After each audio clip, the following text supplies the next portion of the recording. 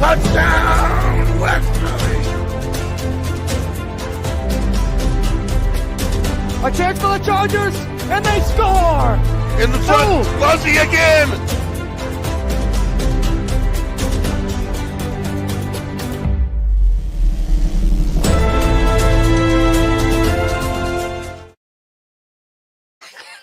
And here we are.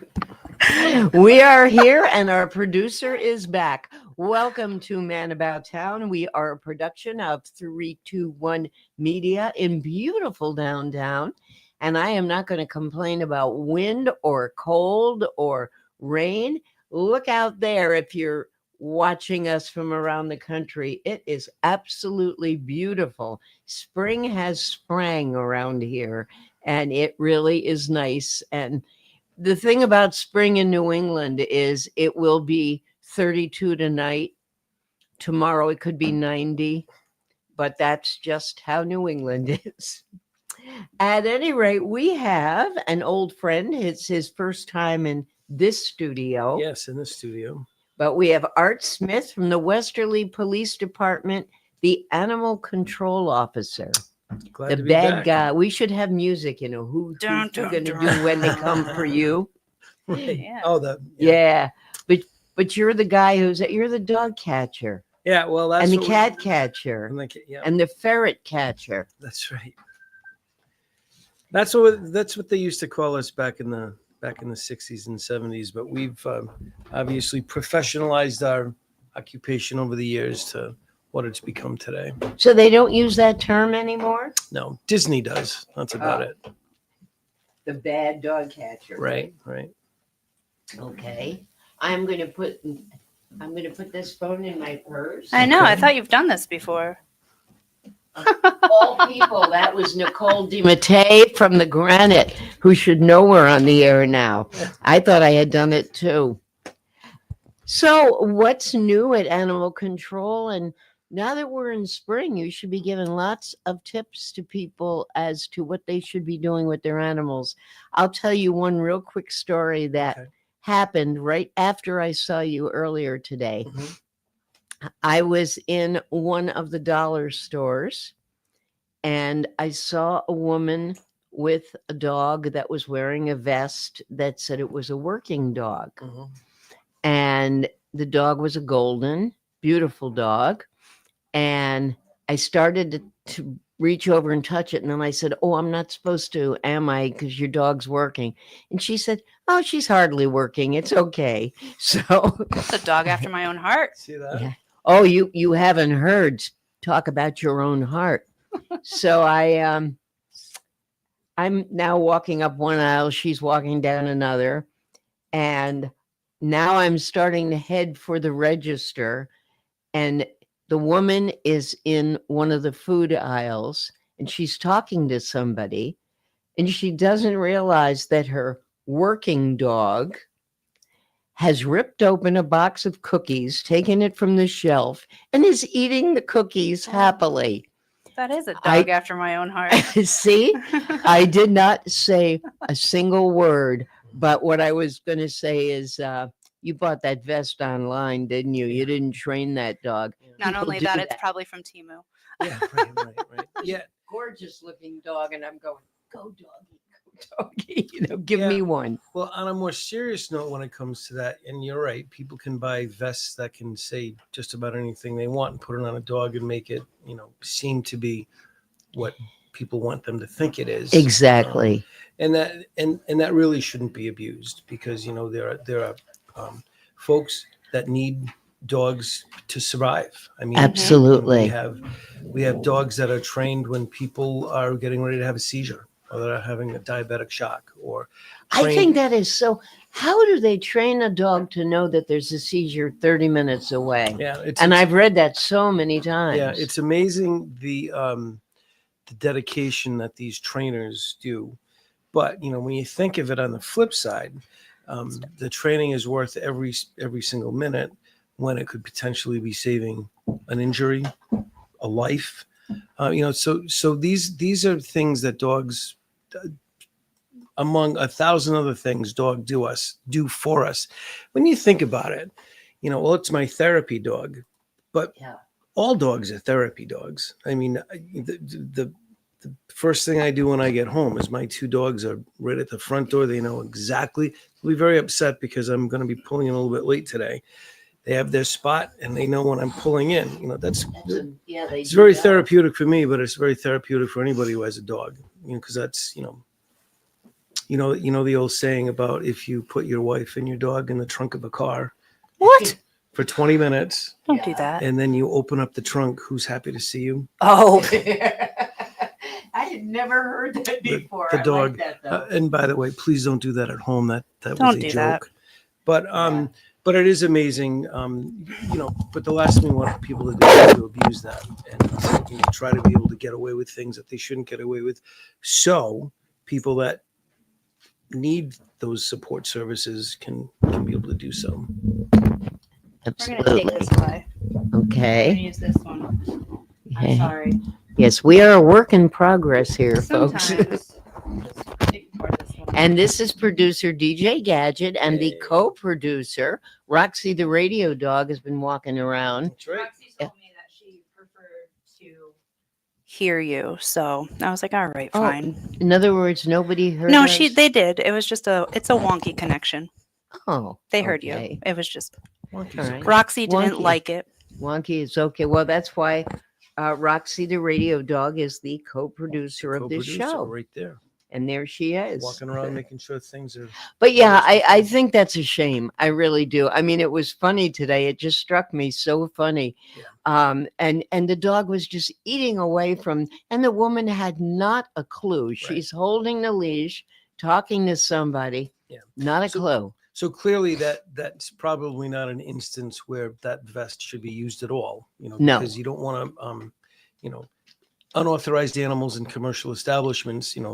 That's a no-no. Yeah. So Especially when there's food, of course, and there's plenty of food there. sure. On the flip side, though, as getting back to your question, yeah, we're gearing up. It's starting to get busy. We're busy year round anyway, and it's very cyclical, the kind of complaints we get in the wintertime versus the summer months versus the spring months and stuff. Spring is all about fresh. It's all about brand new. What does that mean? It's kitten season. It's people coming down to open up their houses. It's people coming where wildlife was really doing their thing, mating, having their babies in areas where it hasn't been busy, where now people are coming down, opening up their homes and stuff. So we have a whole gambit of things. So we're doing some wildlife calls. We're doing some regular domestic animal calls. There's a lot of wildlife all of a sudden around where I live, and I live in Hopkinton. Mhm. This year, I have never seen as many squirrels as I've seen this year.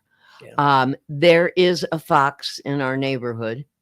I've seen a couple of times. Just about every neighbor has seen him or her. And I did get a call from my next door neighbor last week who said, I want to warn you, there is a bear around. Mhm. He said our garbage can was totally destroyed and the fox couldn't have gotten into that. Yeah. Pet that dog. Right. Pet that dog. Yeah, actually, so I'm familiar in the vicinity where you live, and just a plot or two over, there has been a bear spotted in the neighborhood. So obviously, Huh. wildlife is what it is. Wildlife is wildlife, and we're not, we're going to have them. When we have to learn how to cohabitate, and we have to learn What how to- is the best way for people? I know people should not feed them. Right. I have a friend in New Jersey. I love her to death. But every Tuesday morning, she goes to the feed store and buys a big bag of deer food. Oh, And the deer come into her yard and she feeds them constantly.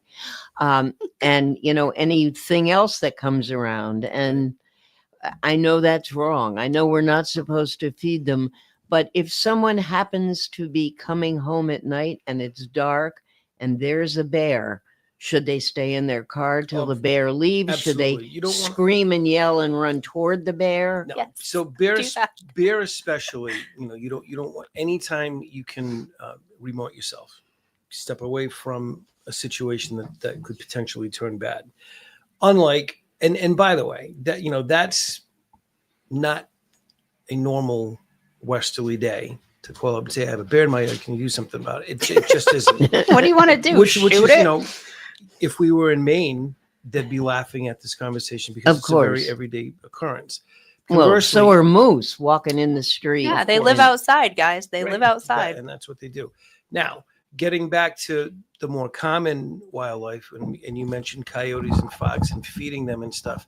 You know, you remember 5, 6, 7 years ago when we were really having a difficult problem with the urbanized coyote because people were doing just that. Yes. People were feeding them. People Nice were, doggy. right? right. And what what that turned into though was extraordinary problems with animal control, with DEM, with the police department, and with people in general, because you know we're not supposed to urbanize wildlife, you know, and so we did a very great campaign with the Chamber of Commerce. We Mhm. were able to get out thousands of letters to area businesses, and it's the simple things that make difficult things go away sometimes. It was as simple as, you know, locking up your dumpsters at night, shutting the doors, you know, chaining them up and stuff. That would the food source would go away, and they would go and look for the food source that they're accustomed to, you know, and that worked. And it took a couple of years for us to really get a handle on it. And now, you know, knock on wood, we really do have a handle on it. And wildlife is So they're not crossing the street in Westerly like they were. not nearly as much, you know, Yeah. and people in certain I mean, in Watch Hill, I remember they were just walking in the middle of the day. Right. Now a couple of things, you know, people joke on social media all the time, the coyotes in Westerly and this and that, and it is a funny thing now. It wasn't such a funny thing years ago when it was a big problem. And we do have to cohabitate with them, even for our ecosystem. They're so very important, you know, depending on the kind of wildlife and what they do and what they provide for us. Now, and we've talked about this before, mating season for coyotes, fox, that certain sort of wildlife, February. Right. They have their babies, March, April, right around now. Babies are just either are just starting to get some real food from mom and dad. In another month or so, and so well, I'm going a little too forward, a little too fast. So you're going to see wildlife that you don't normally see out in the daytime, because primarily most wildlife in the Northeast are nocturnal. But you know, like I have 2 teenage children, and They're nocturnal too. Well, Teenagers. that's for sure. But when I open up the refrigerator, it's always empty. Yep. Well, same with mom and dad coyotes. You know, they're out on the prowl to get food for their young, because that's what parents do. So you're going to see them more. Not to be confused with sick wildlife. You know, we've got rabies, or we've got distemper, or we've got things that have neurological impacts on animals. Impaired gait, partial paralysis, the drunken stupor, the extraordinary aggressive, or the extraordinary submissive behavior. Those are all red flags for something. Mhm. Should we be made aware of that? Absolutely. Oh, sure. If a coyote is walking on the tree line of your property, is that a major thing? Truly, it's not. They don't really want to have anything more to do with you than you want to do with them. We teach humane ed. We have Girl Scouts, Boy Scouts. We go to schools and read, and we do a little segment on wildlife. And we want you to enjoy wildlife. I mean, you know, I think the creatures that we have in this area are absolutely beautiful, but at a distance, at afar. You know, if a raccoon is trying to come up and hug you, bad thing, go get mom and dad. Yeah. Have them call us so we can determine, you know, we have extraordinary resources. The wildlife clinic in North Kingstown. I mean, I can't tell you the dozens and dozens, if not, I wouldn't be surprised if in the past 2 years we've brought 100 injured wildlife or seabirds to the wildlife clinic for rehab. So, I mean, we're constantly doing what we can. Is it taxing? It's starting to, because DEM no longer responds to most wildlife calls at all.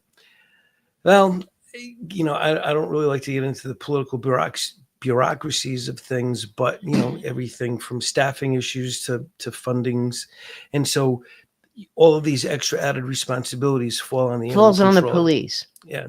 So we're very busy, not with just domestic animals anymore. And don't get me wrong, because our passion, of course, is domestic animals and what we can do to protect them, to have them in safe homes, to adopt them into safe homes, and to make sure that they're well taken care of at our animal shelter. Well, you do a wonderful job. Thank you. And I don't think people realize that enough. Well, I think sometimes an animal control officer's job is sometimes not the easiest job in the world. We're always going to have someone very, very happy with us for the service we provided for them. You're going to have someone who's going to very, hate very you. upset with You us took my because- doggy away, and now you're going to find me. Right. Right? And it does, town ordinances and state laws and stuff, they're not on the books for punitive. They're there for safety. They're there for the safety of humans first, but very close up there is for the safety of our animals. Leash laws. Well, dogs should be allowed to run and roam free and da-da-da-da-da. Yeah, in your yard. And absolutely. And in a perfect world, that would be great. The last thing I like to do is having to tell you, because your dog was loose, I had to go on Route 1 and, tell you that your dog was hit by a car. I was going to say it would be also awesome if all cars stopped when there was a dog in the road. Right. Yeah. So, it's a sad part of the job. It's a job that, we take seriously, and that we, that there are ordinances, and that's what we do to enforce them. I guess that's the same as the police or the state police having to go knock on the door and say there was a car accident, and Right. because that's a horrible part of the job for them. Let's not kid each other. Animals or domestic animals, primarily domestic animals, are part of your family. And They should be. Not in every home, but they should be. And if they're not, then you probably shouldn't have a pet. Right. And through the years, we've been swaying away from the word dog owner or cat owner, and we've been replacing the word owner with the word guardian, because that's really what we do. We with our children, we're their guardians, because we're not our children's owner. Well, we are until they're 18, but Not in my house.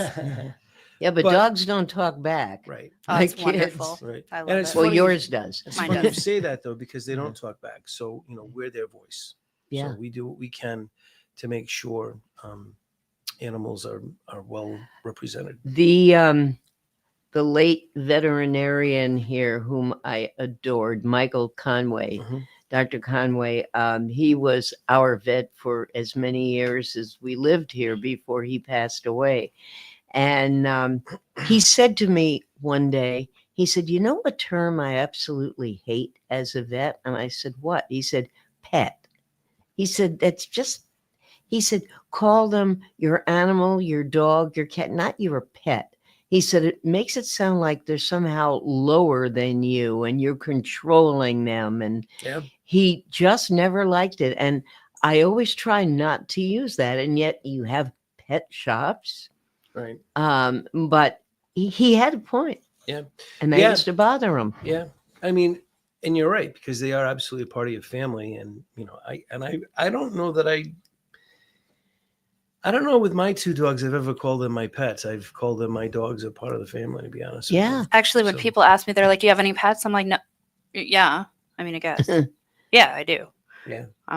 But she's my family. Yeah. She's, yeah. Oh, absolutely. Right. Roxie, the baby. radio dog, is not a pet. No, I might be her pet. Yeah, You may- exactly. You may very well be. She thinks That's how it is with cats. Yeah. Yeah, she thinks she's a cat. We are serving them. Yeah. Well, I mean, dogs, Yeah. they're pack animals, and very oftentimes dogs are, you're part of their pack. So Yes. Oh, It is funny how she that wants works. to say hi. Oh, she she is. wants to be on camera. Yes, you're very loved. So what? Let's see. We've got plenty of time. I have a Wha- question Yes. because we listen and we do not judge. Okay. Okay. Hypothetically speaking, Hypothetically speaking. if somebody had ducks Yep. and If somebody had and if somebody had a neighbor down the street who they didn't judge but was a hoarder, Mhm. And then that neighbor moved out. And then that neighbor probably had a lot of rats because all of a sudden, hypothetically speaking, there is a sea of rats in this hypothetical person's backyard. And it has completely taken over to the duck house to the point where they had to get a new one. And the other one needs to be destroyed. And it is also inhabiting the shed and You got to everything worry outside. about hantavirus too. Yeah, and ticks and everything. But hypothetically, this person doesn't want to kill owls. So they don't want to poison the rats. And they don't want to kill the rats Mhm. by hand. So how do you get rid What of do you do? rats? Rat Other than go find a traps? really big black snake. So first of all, that's a loaded question, and let's dissect the question a little bit. So first of all, hypothetically, you're saying a person kept ducks. Yeah. So in Westerly and in most towns in Rhode Island, I can't speak for Connecticut, there are ordinances on fowl and on certain, whether it's chickens, ducks, I don't live here. whatever. Yeah.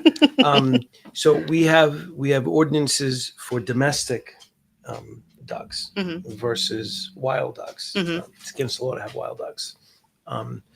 In Westerly, you're allowed to have a certain amount of fowl so long as you're a certain amount of feet away per residence.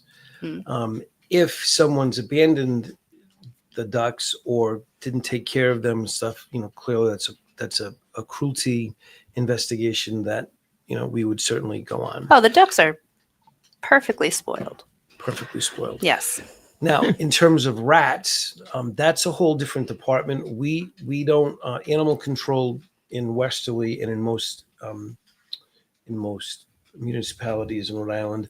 That's a zoning or a building inspection thing. So, say for instance, you have an area that's filthy with a lot of garbage and stuff, and it's attracting rats. Well, clean up the garbage and the rats Right. go away. I think that's what what happened. Right. This house recently just went up for sale, so I believe they probably. All right, so spoiler alerts me. This house went up for sale, so I think they treated the house, which made the rats scatter, and now they are all over this dead end road. Yep. And there's droves of them. Like I've never seen so many rats in my entire. Can't you freaking call the town? What am I I mean, gonna say? Well, isn't it up to them to if it's the whole road and all these houses? Well, let's use another example. Let's use like a natural example. For instance, when there's a lot of road construction or a lot of road reconstruction. Yeah, like we had blasting, so we had foxes and Right. turkeys and everything. When there's a lot of road construction and you're moving the earth, people don't realize that, oh my God, I saw a rat, where it's the end of the world. Yeah. Truth be told, there are not hundreds, there are tens of thousands of rats that we just don't see. They have their own terrain, their own way of which they live and where they live. And they're underground. We just don't see that. When you disturb that, excavation machines and stuff, and you're churning up the earth, rats scatter and they go all over the place. Once that's done, though, they retreat and they find a way to go back to where they go. So I guess what I'm saying to you is wait. Nature has a way of correcting itself. And I wouldn't think that it would be a long-term problem, but if it is, I'm just afraid of them getting in the house, right? Because then I don't know what I'm going to do. I would certainly suggest that the town that you live in probably wouldn't hurt for the zoning officials or the building, inspectors to make sure that where they may have come from is cleaned up and it's not anything where, you have to worry about poison for your domestic animals and stuff like that. Yeah. That would be my best advice. Well, let's move on to happier.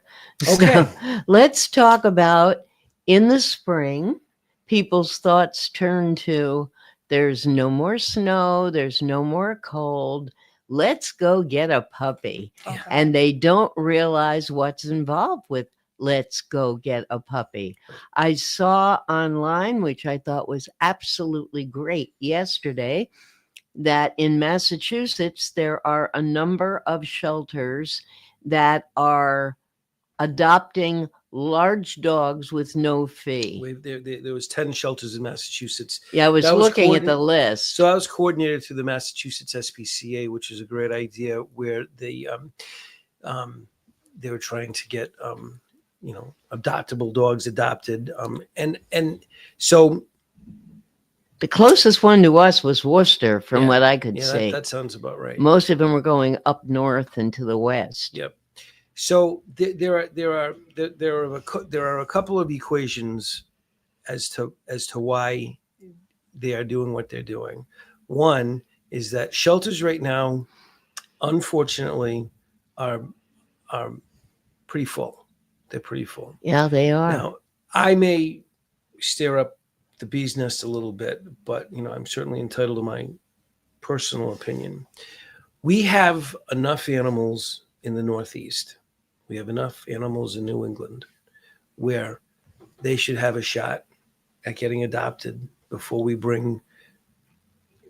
start importing dogs from other places of the country into. Which we do a lot of. We bring them from Georgia and Arkansas and I'm Texas. not saying that that's a bad thing. All I'm saying is but we take care of your own first. Exactly.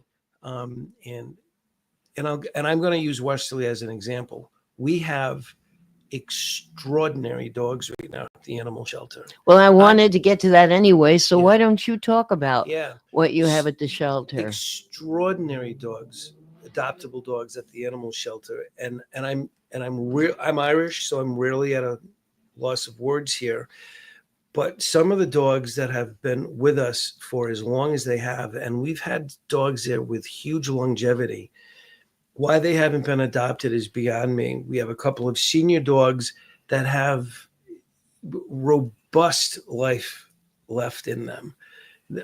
Kind. They're good with people. They're good with children. Some are, some aren't good with other animals. And of course we've never. But you're very honest at that shelter. I mean, if someone goes there and says, we have cats at home, no, this one has to be an only child in the family. Right. Or yes, it'll be good. Yeah. Or the Westerly Animal Shelter, as all shelters should be very transparent with their animals, and they should be very, and that's the other thing that sometimes we find with the rogue animal rescues, the around the country.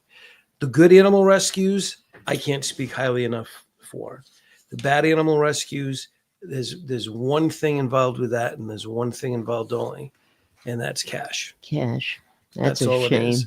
The good people that foster, the good people that are licensed in the state of Rhode Island for animal rescue are great people. But it's the other ones that you really have to watch out for, that we've had to deal with on occasion.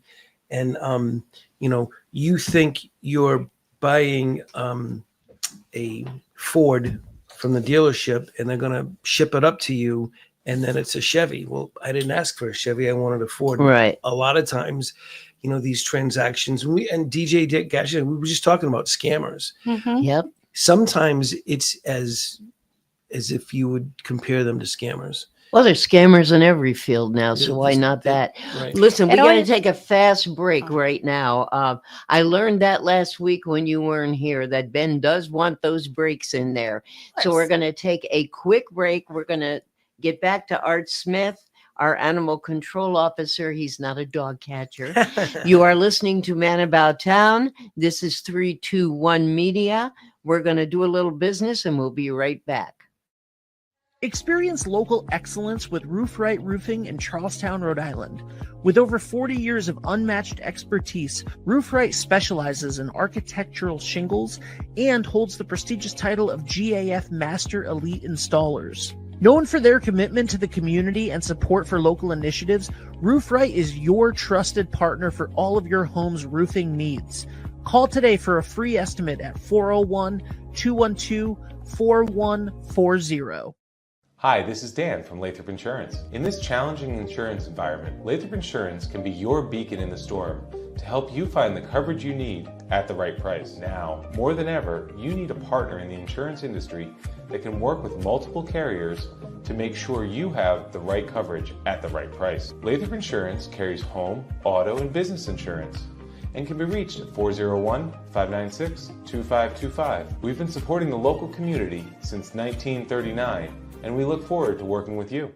What's going on, everybody? It's Patrick down here at the Wireless Zone at Dunn's Corners at 224 Post Road, and everybody down here is getting the brand new iPhone 16. We have it here in stock. The best part is right now, if you trade in your old phone, you get it for free. We got deals all weekend, awesome savings. Come on down and see us, 224 Post Road, Dunn's Corners, Verizon Wireless Zone. We'll see you soon. D&V Mechanical specializes in the installation, maintenance, and servicing of Mitsubishi ductless mini-split heat pump systems. We are certified by Mitsubishi as Diamond Elite contractors and factory trained and up to date on the proper procedure of the installation and service of Mitsubishi ductless heating and air conditioning ductless heat pumps.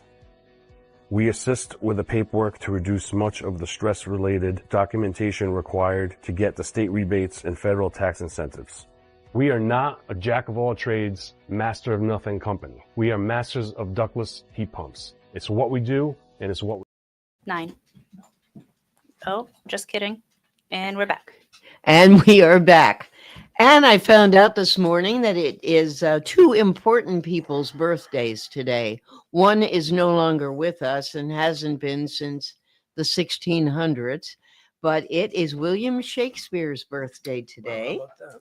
And it's also Bill the Movie Guy's birthday today. Bill the Movie Guy. So Bill Doherty. So if you see him around the Mystic Luxury Cinema, wish him a happy birthday. He's very old. I was talking to him today, and I forgot what day it was, and then I texted him. Good. Yeah. Well, at least you did. Yeah, we were talking about renting movie theaters. Well, now we're going back to somebody much younger than Bill. Oh, no. We're Probably going not back that to much Art younger. Smith, and I don't want to forget this. I want to do a commercial for you. Oh, well. Art plays in a band. I don't even know the Bands. name of it. Many bands. Well, 3 bands, actually. Oh, yeah, no, Oh. he's busy. We're busy. you are guitar, vocal, drummer, piano, keyboard. Vocal and keyboards, yeah. Very good. Yeah, And you have a gig this Saturday? we do. 2 fine fellas. It's me and Pete Weremay. We're playing at the Thirsty Beaver. Thirsty Beaver. That's right, 7 o'clock. Very now, what good. do you? And that's the in real question here is, what do you do when you find a beaver and it's thirsty? Well, you you just- buy them a beer or whatever. Yeah, shout out Yeah. Jameson's. I don't know. So if you're in the area, Thirsty Beavers are right. We're going to give them a commercial right There on you go. Route 1 in the Dunn's Corners area, and lots of parking, lots of free Yep. parking. Yep. And what hours? So the band plays 7 to 10. Do they give you food and drink? Well, we don't. Pete and I don't usually eat or drink while we're gigging. I'll have a ginger ale or a water now and then, and every once in a while You maybe get a red takeout? wine or a Whalers. But it's very therapeutic. Music is for me, and I would venture to say probably 99% of the musicians that play, certainly locally, it's not about the money; it's about the therapy. Yeah. Um, A few of the cops that we've had that Howie Mills has brought in Yeah. were involved in music too. Howie's a good example. With he's a big fisherman. Right. And that's his thing. That's his release. That brings an awful lot of joy to him. Yeah, Very you need similar, something. you You know. can't just Right. And so music is for me. okay. Yeah. All right, so let's go back to springtime. Yes. So, if someone is thinking that we'd like to add a dog to our home or a cat, Mhm. they should go first to the Westerly shelter. Absolutely. They shouldn't be calling Atlanta, Georgia, or Texas and meeting the truck in East Hartford. That's right. And because that's almost what we did Yep. till we found out that our cat was not going to tolerate anybody. But we had made arrangements about 5 years ago, and they were bringing up a truck, and this dog was coming from Georgia, and we had to go to East Hartford. And I'm glad we called it off because Yeah. it would not have been good at either end. Right. Right. Yeah. And also, you take such good care of people. You've got that big room. You have them all come in and meet. If they have pets at home, they have to bring the pets to see Yeah. how they get along. And wanna if go play God with some forbid dogs? something doesn't work, they can bring the animal back to you. Right. So we have we it's a process. Cats are a little bit different than dogs. Cats are I don't want to say an easier adoption, but the process is a bit more streamlined versus a dog. A dog, we certainly, and it by no means is it a first come first serve. Our policy, and it's always been, it's best fit. And so there's an equation to that. You know, do you have other animals? Do you have children? Do you have young children? Do you have old children? Do you have abilities that might hamper you to take care of a highly energetic dog? Or do you have, you know, so all of these we take into account.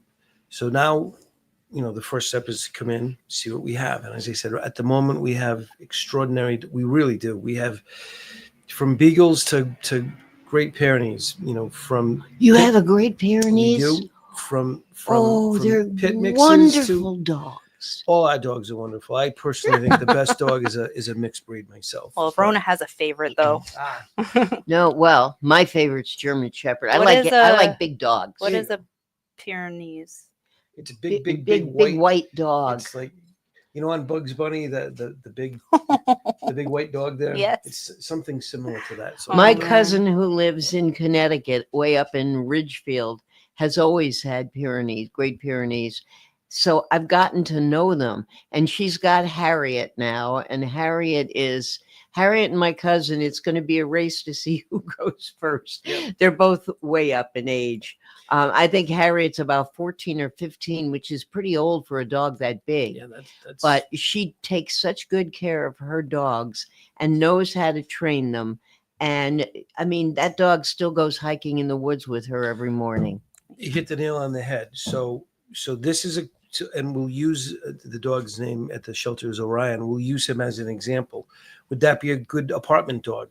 Absolutely not. We wouldn't even consider that.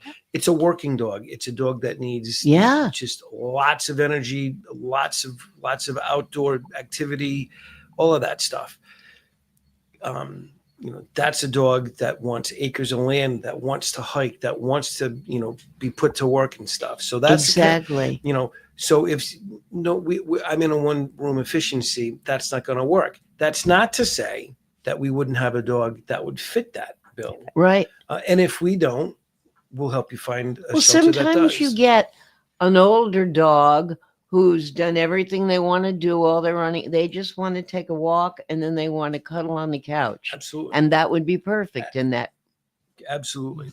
So our policy is pretty straightforward. You come in, we want, you know, okay, well, I like that dog. That dog's name is Blake. Okay, let's make an appointment for you to do a meet and greet.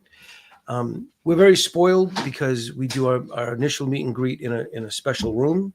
Then after that, we do a meet and greet in the dog park, where one of the dog parks is specifically for just shelter dogs, which, you know, we're, you know, so happy with that.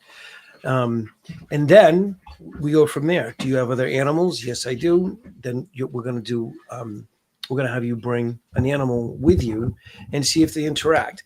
That's twofold. Right. The dog that you're looking to adopt may not like your other dog. Your dog may not like the dog, you know, so we gauge that. Well, you know what? It could be just jitters. It could be absolutely this just isn't going to work. Could be a match made in heaven.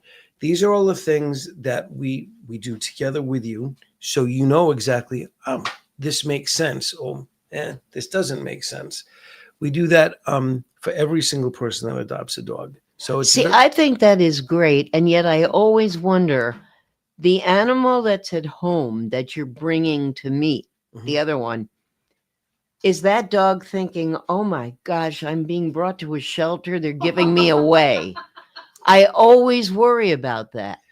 Yeah. Because if I have thought about, I would love to get another animal, because this cat is taking over the world, thinking, you know, I'm the only, and he's bored and he needs to play. But if I put him in the cat carrier and tried to bring him to your shelter, he'd go out of his mind because he came from a shelter. Yeah, we don't He was turned in. So we don't have cats come in to do meet and greets. That's primarily for dogs for meet and greets. Cats, it's so they fight it out in your house. They fight it out. Right. Okay. Or it just doesn't work. Yeah. Well, cats are good at avoiding what they don't like anyway. Absolutely. Yeah. And that's a very good point. You have a feline, which is survivalist by nature, independent by nature, frankly nocturnal by nature, and they're very they're their own species. Oh yes. A dog they used to be very independent until 200-300 years ago. See that? You're Now- supposed to be independent. Right. But they're dependent on humans. And they unlike cats where they can pretty much be self-sufficient, throw them some food every once in a while. And I say that in jest because, you're obviously you're going to give what animal that you have in your care, food, water, and Love. and love. And love. That's A dog, on the other important. hand, is if you absolutely don't do that, there's a problem. So so there is a process at the shelter that we use, and it works very, very well. Okay. What's happening? Well, someone's very happy to be out there. Yeah, or they got married just a few minutes ago. One of the two. Either that or they're being chased away from. Yeah, it could be. Congratulations, I think. Right. So, what do you have at the shelter now? You've got, the last time, well, that was quite a while ago, but the last time I remember asking, there were only 2 dogs. I think I went when you had your open house. Mhm. I went, there were a few dogs. There was a big pit bull, very sweet dog. Mhm. Is he still there? Probably not.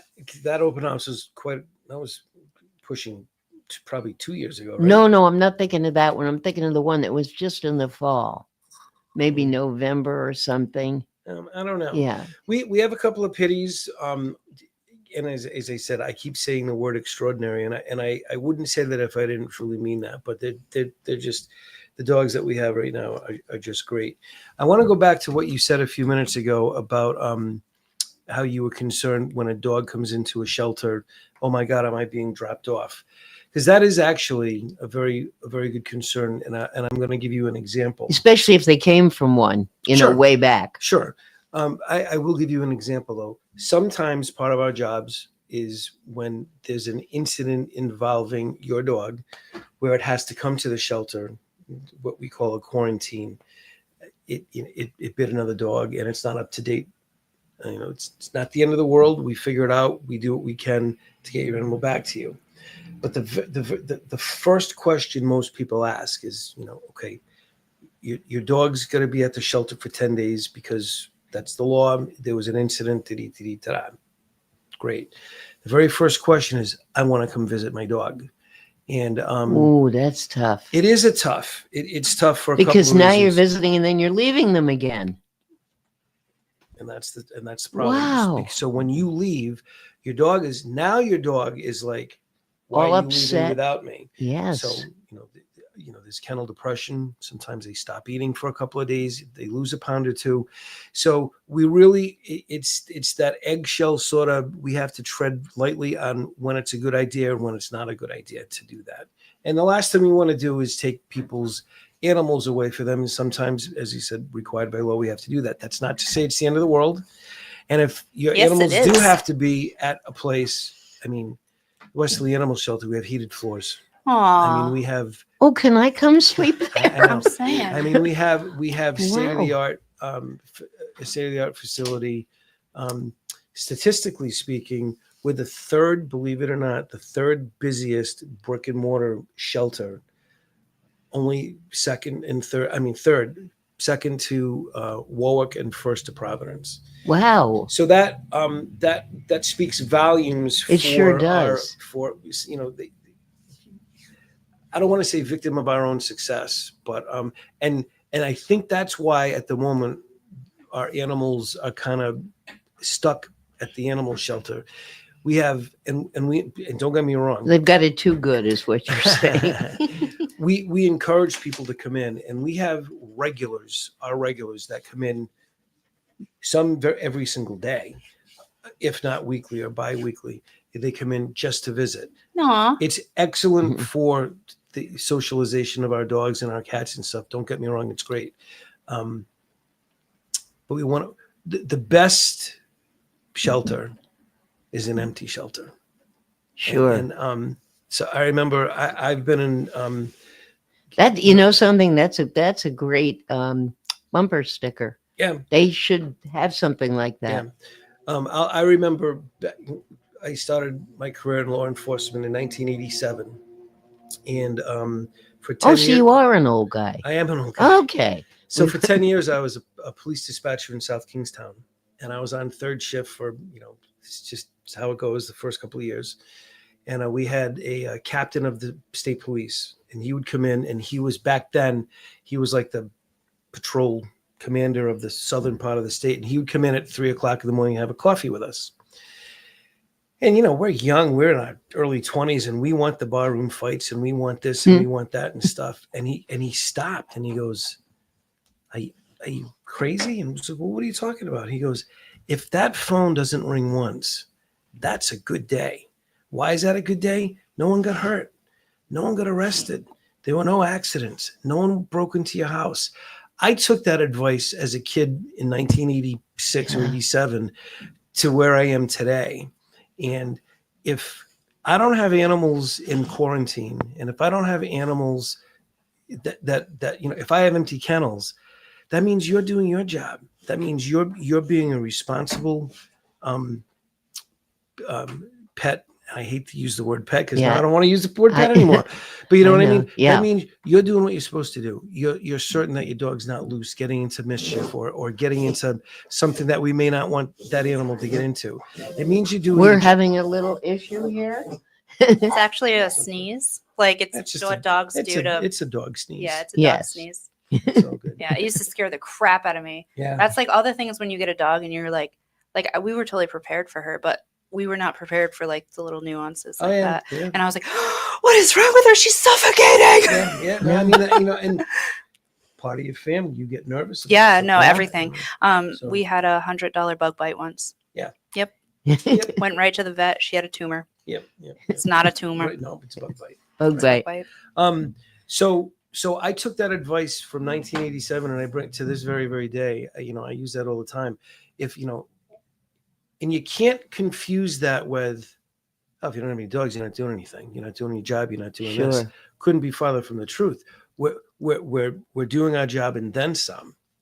We're showing you that the ordinances that we enforce work. That the state laws that we enforce, are just for that. So We should do a little, or I'm not telling you how to do your job, but I would think being spring and people being out more and animals being out more, you want to give a push for vaccinations and registrations so another, and you talk about that being a perfect segue. So April in Rhode Island is relicensing month in all the cities and towns for your dogs. no matter when you got them. Right. No matter when you get them. It's every when you get your dog initially, and then every April. Is it kind of like an event where we listen and we don't judge? Yeah. Okay. I don't. In other words, if you Like if never you got show up- one before Yeah. and you should have, I get what so, she's so saying. first of all, No, you're there to get a vaccination. so it's twofold. Westerly is one of the only communities in town that still have 2 rabies clinics. One we put on ourselves. The other one is by statute with the Rhode Island Veterinary Medical Association. Is that at the pet store? No. Oh. That's private. It has nothing to do with us. So we conduct 2 at the animal shelter a year. One, the spring one is sponsored through the RIVMA, and the fall one we do ourselves. licensing dogs came about probably in Rhode Island anyways, probably somewhere in the mid 50s. And that was a check and balance. You can't get your dog licensed without a rabies vaccination. If I see that you have a dog license on your dog's collar, that's telling me the likelihood of your dog being up to date on rabies is very good, because you, as I said, you can't get your dog licensed without it being vaccinated. So it's a check and balance system, and it works very, very well. It's kind of like helping with situational things too. If you have a dog on the loose and it has a collar, and the person asks, "It bit my dog. Did you happen to notice if it had tags?"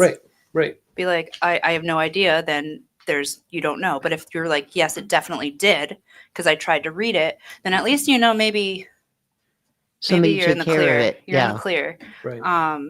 Right. So, and there are other things that, every once in a while we'll have a microchip clinic. But I mean, we do a bunch of stuff at the shelter. My favorite, of course, is educating children on good, responsible. Well, I know when guardianship. families adopt, especially a puppy, or the thing that drives me crazy is when they bring a puppy in Christmas Eve or Christmas Day and there's all that other stuff going on. Wrong time. There Yeah. should be a certificate then, like a gift card to go get the dog. Oh. But when I've seen families where they just get a dog and there's 2 or 3 kids and they're all screaming directions at the animal at the same time. And the poor dog, whether that dog is a few months old or 5 years old, has no idea which way to look, who to Right. listen to. Right. And they should be told, for one thing, one at a time, and don't scream at the dog. Right. I've never been a big fan of gifts. I'm going to get my child a puppy for Christmas, or whatever. Right. That's not to say you shouldn't have animals. It's just, it should be a family decision. And then I don't like when 101 Dalmatians came out, everybody had to have a Dalmatian. Oh Lord. It's for, and Do you know how hard Dalmatians are? very Yes, difficult. they They're difficult are. breed. I mean, I know My people neighbors had locally one. that have some and Oh. that are very well with, that do very well with them, and others not so much. So you have that. Easter time. What do you think when you think of Easter? You think of rabbits. So I'm going to get a pet rabbit, and then 3 months later, who gets them? We do. Yeah. I'm going to go to the Or pet store, little chicks, little or fuzzy chicks and ducks. either that or like guinea pigs and stuff like that. Don't get me wrong. I believe that there's each situation based on what's best for you and your family can and will work. COVID, we were one of the lucky ones. We were one of the lucky ones, because we have animals became hobbies. Right. Gee, we're home. We got nothing to do. I don't want to play Scrabble. Let's adopt a dog. Right. And then then I got to go back to COVID is work. not- Let's exactly. give it back. Exactly. Oh, how awful. Fortunately, we didn't have that much of a problem, and I think that's largely because of our vetting system. We that's not to say that we don't want to adopt animals to you and stuff. That couldn't be further from the truth. What we want to do, though, is make sure that the animal fits the family fits the animal, and that another thing that I'm extraordinarily proud of is our adoption rate and our euthanasia rate. Our adoption rate, even though I've been talking about we have a lot of animals that need to be adopted in the shelter now, we do, but they do get adopted. The flip side of that is our euthanasia rate, and people, and it's very taboo sometimes to talk about euthanasia. I'm very. Euthanasia is a positive thing. I if think it's done it right. needs to be talked about when the time is right. As a matter of fact, and before we go, I do want to talk to you about our cremation services that the town has. Okay, we are just a couple minutes. We are a no-kill shelter. Right. And in fact, we've been awarded several years in a row for being recognized that. Now, here's some numbers for you. I'm kind of a numbers guy. Nationwide in the United States, if less than 20% of your intake is euthanized, your no-kill shelter. That's been kind of thrown out the window years ago, where if it's 10% and less, you're considered a no-kill shelter. Westerly Animal Shelter's euthanasia rate is less than 1%. Wow. So Congratulations. It does sound artificially low. It does, but we have great resources right here in town. We have a facility over by the airport that works with our animals all the time.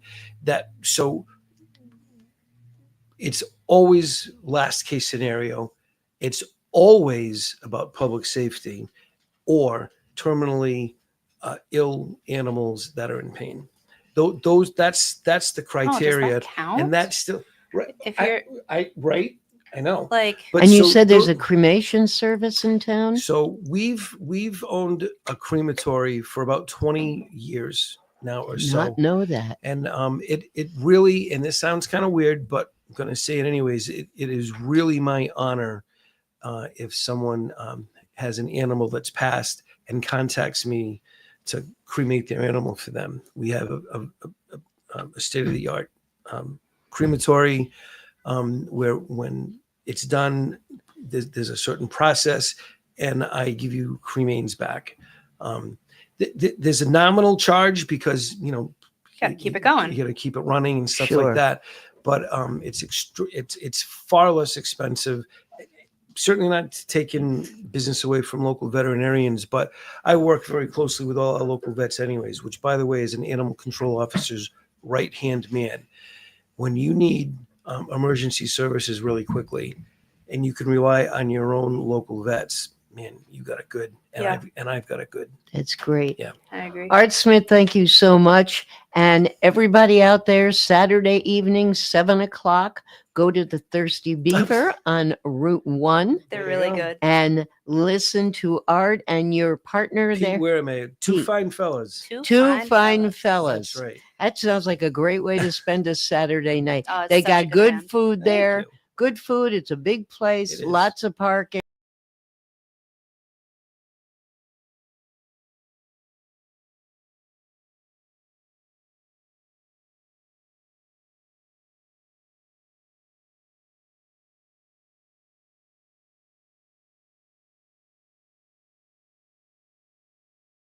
Theater.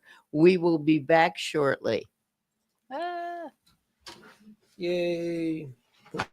What's going on, everybody? It's Patrick down here at the Wireless Zone at Dunn's Corners at 224 Post Road, and everybody down here is getting the brand new iPhone 16. We have it here in stock. The best part is right now, if you trade in your old phone, you get it for free. We got deals all weekend, awesome savings. Come on down and see us, 224 Post Road, Dunn's Corners, Verizon Wireless Zone. We'll see you soon. Oh, what happened? Wood River Health is my home for health. Wood River Health is a one-stop shop for primary medical care, dental care, behavioral health, and social services. We care for the members of our community because they are our community. I'm Allison Crow, President and CEO of Wood River Health. Since 1976, our health center has provided high-quality, affordable health care to residents of Rhode Island and southeastern Connecticut. We are your neighborhood health center. Let us be your home for health. Yeah. Hi, this is Dan from Lathrop Insurance. In this challenging insurance environment, Lathrop Insurance can be your beacon in the storm to help you find the coverage you need at the right price. Now, more than ever, you need a partner in the insurance industry that can work with multiple carriers to make sure you have the right coverage at the right price. Lathrop Insurance carries home, auto, and business insurance and can be reached at 401-596-2525. We've been supporting the local community since 1939, and we look forward to working with you. Experience local excellence with Roof Right Roofing in Charlestown, Rhode Island. With over 40 years of unmatched expertise, Roof Right specializes in architectural shingles and holds the prestigious title of GAF Master Elite Installers. Known for their commitment to the community and support for local initiatives, Roof Right is your trusted partner for all of your home's roofing needs. Call today for a free estimate at 401-212-4140. Generation From the who- world.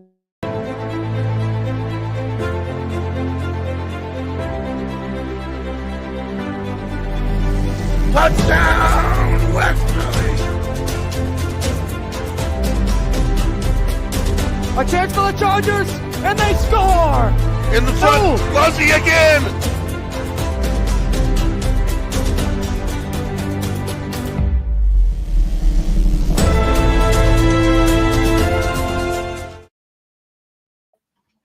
We are back here on Man About Town, a production of 321 Media in beautiful downtown Westerly. And I had gotten before our show began at 3:00, I got a text from Nicole DeMatte from the Granite saying Steve Spartano is sick today. So Steve, if you're listening and watching, and we know you often do that, we hope you feel better. And I texted her back and said, "Who's coming?" And she wrote, "I don't know. It'll be a surprise." It's a nice surprise. Steve, if you're watching, she's much prettier than you. We have Rachel McGraw and Ken Coe. They are both with the Laramie Project, which opens a week from Friday. We can talk about this later because I'm so delighted. This has just been by the bed every night, and I keep looking and saying, I've got to ask. And we'll tell the rest of you what we're talking about, but I am so delighted. At any rate, this is quite a play. Yes, it is. I have read parts of it. I know about it. I remember when the horrendous incident happened. But for those of you who are thinking of buying a ticket, I'm going to talk about my neighbor who I know is not listening, and that's why I'm going to talk about her. She only wants the Hallmark Channel when it comes to theater, television, anything. Nothing bad. I don't want anything bad. And that's fine. I mean, you can't, and we were talking about judging earlier. You can't judge people for that. It may not be the way I feel or you feel, but I think theater should challenge people. I think theater should be crazy musicals. It should be a show like The Allergist's Wife, which you were magnificent in. Oh, thank you. Show. By the way, Rachel stage managed that show. Aha. I knew you had something to do with behind that. I thought you were a director.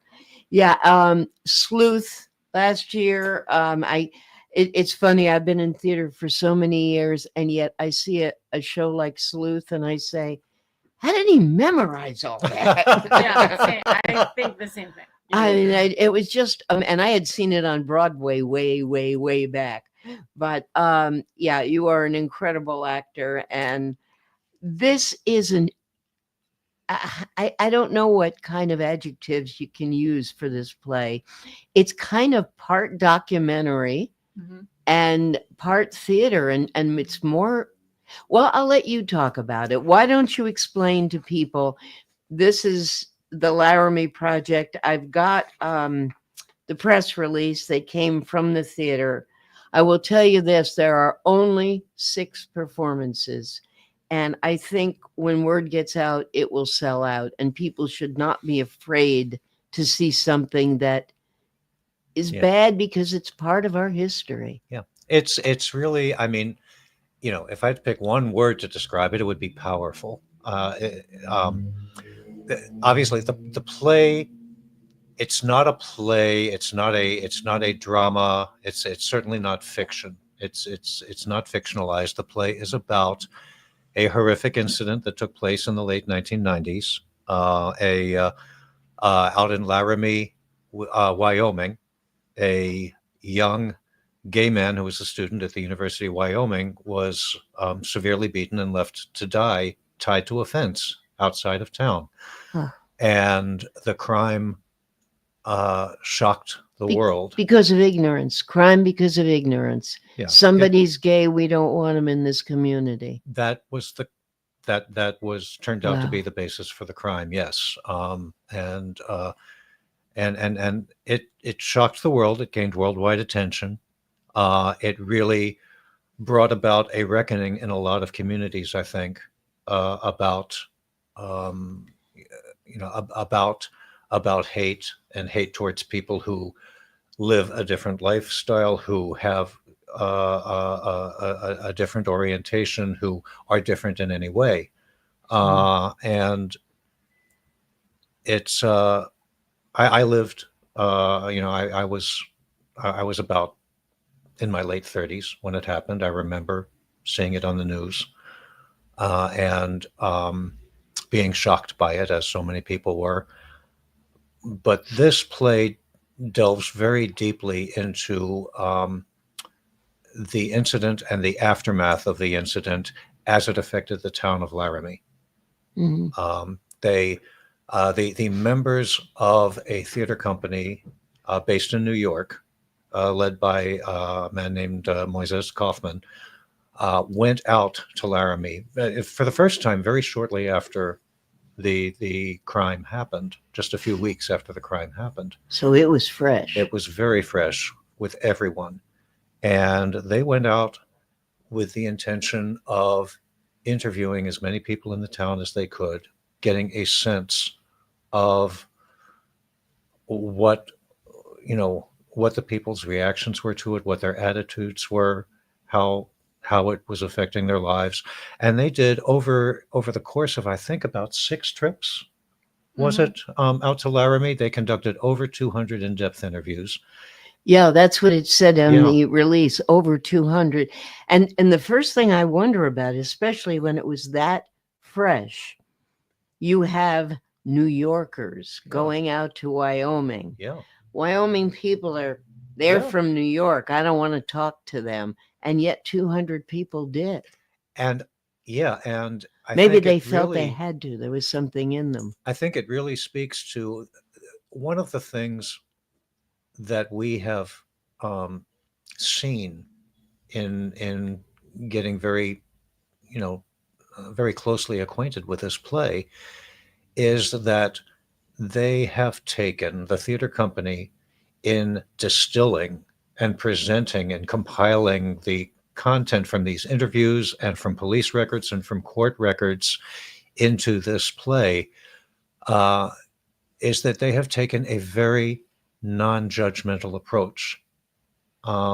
They are presenting these people as these people presented themselves, without comment, other than the necessary editing that had to take place from so much source material.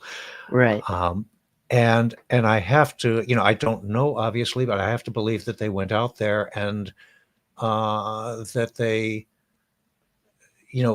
made themselves known out there as this is what we're here. We're not here to judge. We're here to try and capture what's actually happening out here. Now, the Granite's got a terrific director for this show, Brad Delzer.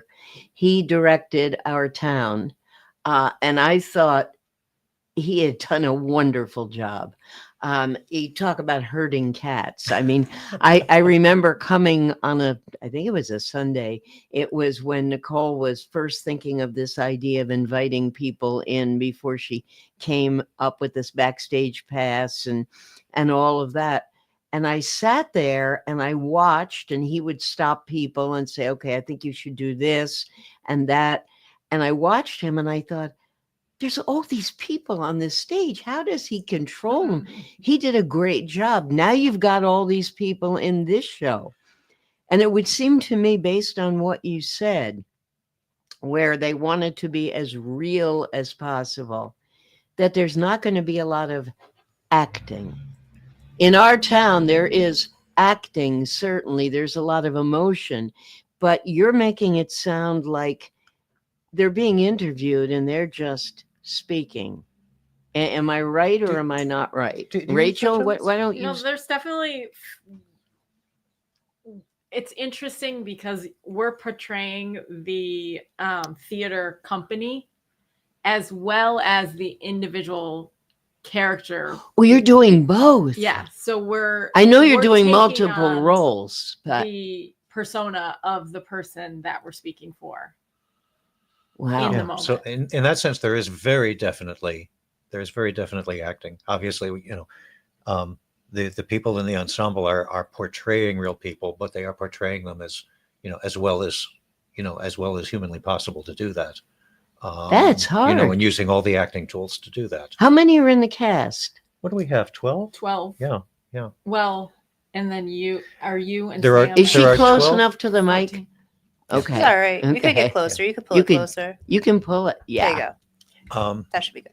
Yeah, there are 12 people in the ensemble, and Brad's doing something that I don't know, you know, if it's been done before, but Brad's doing something with this with this production of it that Which is changing the blocking every 10 minutes. Well, He was doing that a lot with our town. Brad has That's a Brad's really style. Brad has a really organic process. He'll get us up there and get us moving around, and he wants to see what it looks like. And Yeah, but that's good. yeah, it's Yeah, he's a absolutely visual it's great. person, I think. Yeah. He wants to see what it looks like, and he will say, "Oh no, that didn't work. Try this And instead." it's a process. He has a Yeah. process, Yeah, and yeah. it might change all the way up until next Thursday. yeah, Yeah. Yeah. Well, Um, that's how real theater works Yeah. a lot, especially when they're trying it out of town. but there is something that Brad is doing in this production.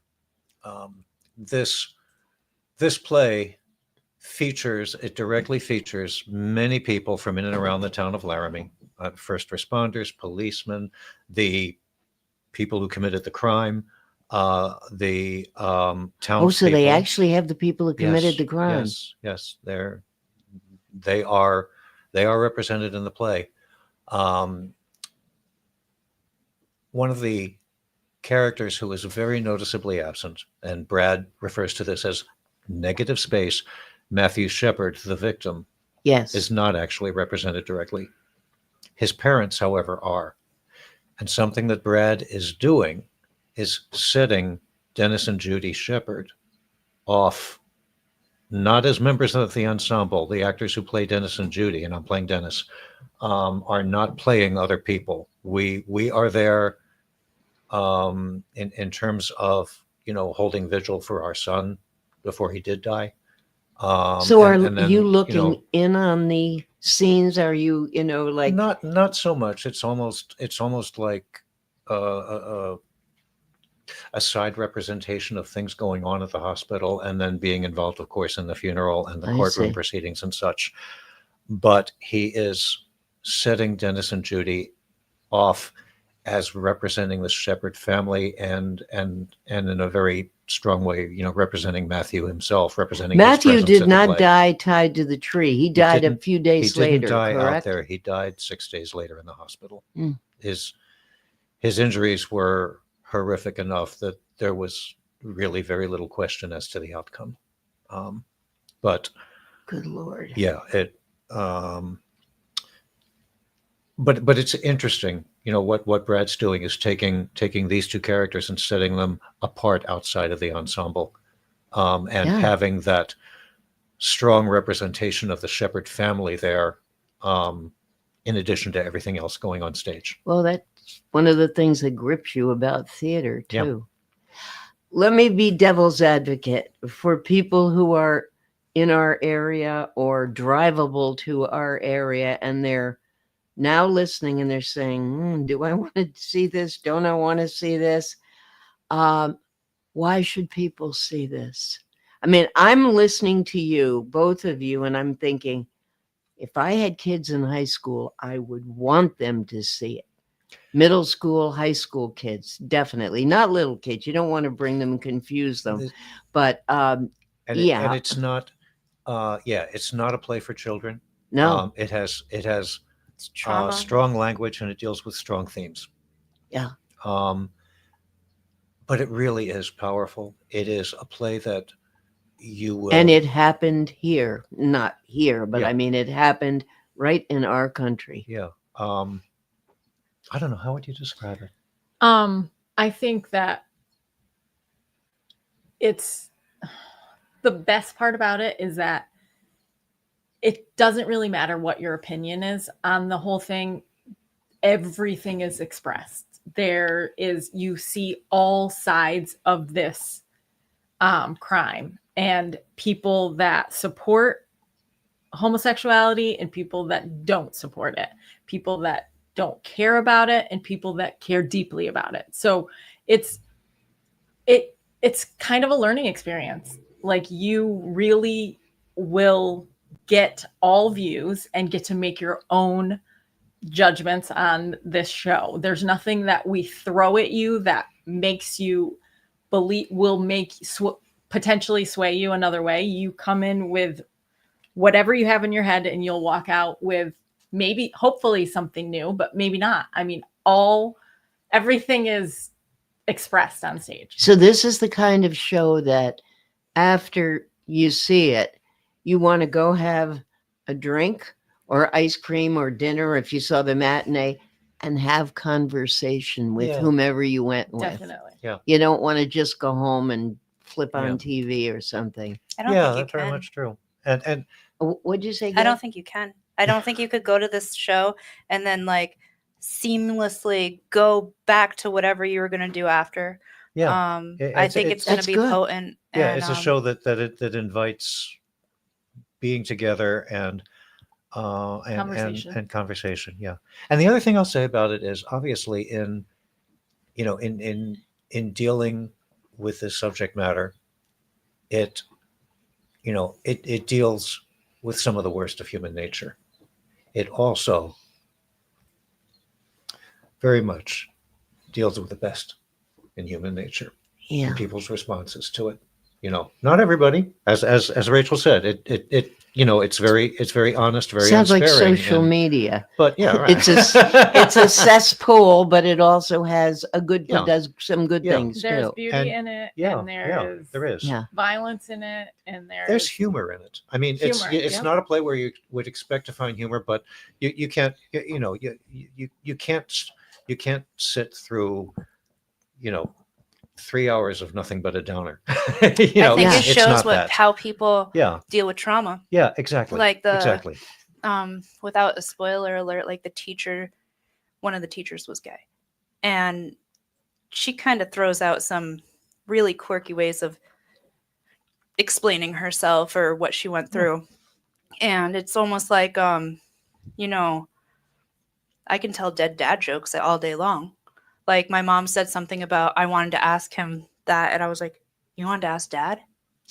Like my dad's dead. And so I laugh stuff off. It's not funny. I miss my dad deeply. Right. But you used humor to get through trauma. Yes. Or you're going to not survive. And some of the characters in the play, I call them characters. They're all real people. Yeah. Every word that you hear in the play, everything that you see up on stage, every word that's said came from something that somebody actually said out in Laramie.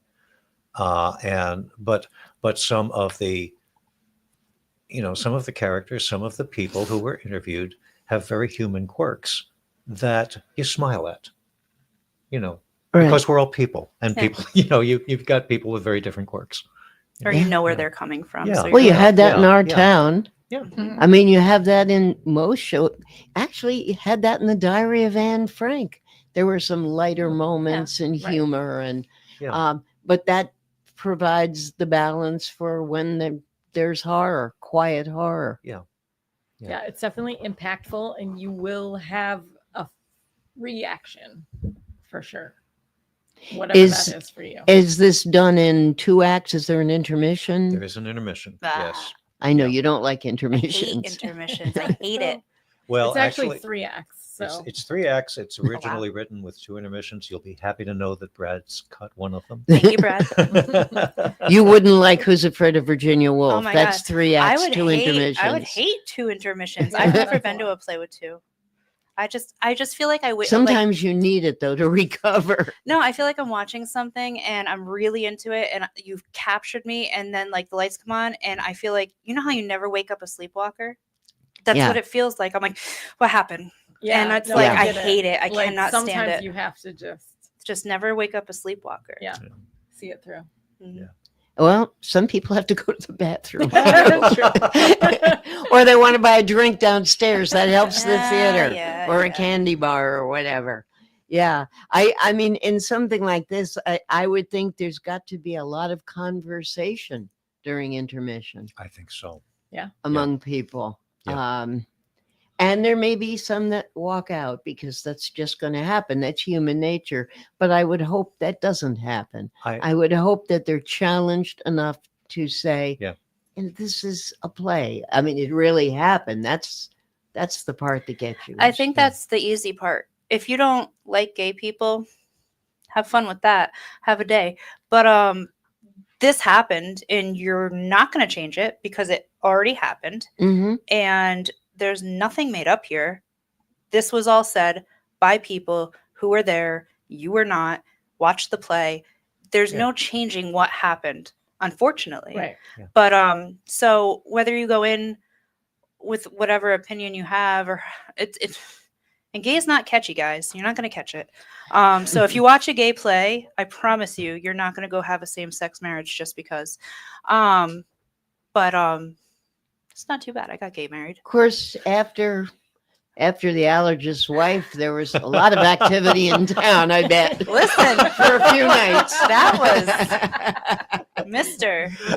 You are a freak. Yes. My God. Don't call him a freak. I was surprised. I wasn't expecting that. Well, If you think about just the parts you've played, I mean, our town sleuth and allergist wife, and I haven't seen this yet.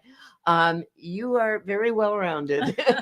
It's funny. I got back into acting just a year ago with our town. Oh my! Yeah. After a long hiatus because I had a career and a family and I couldn't spend the time on it. But I got into it with our town last year, and it's such a wonderful play to get back into it. Yeah. And such a wonderful production. Again, Brad directed it, and I mean the main reason I'm doing Laramie Project is because Brad's directing it, and I absolutely love working with the man. Yeah. I wasn't going to do another one so soon after Allergist's Wife. I mean, it's overlapping rehearsals. But the way you memorize, obviously you can do this. Well, I don't know how you do that. One after the other like that. A whole lot of work. Yeah, that is a lot of work. But I really felt bad about the idea of not doing Laramie because I wanted to work with Brad.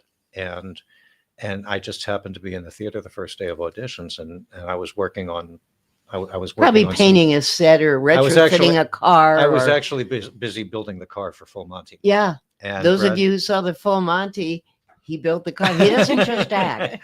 But Brad came upstairs before the audition started, and he and I got to talking, and I told him that I really felt bad, but I just didn't feel like I could devote the time to it, that it deserved. And he said, well, I've got this idea for, if you want to just get into it in a limited way, I've got this idea for the one role that's not quite as much, time So commitment you only as the have others. one role?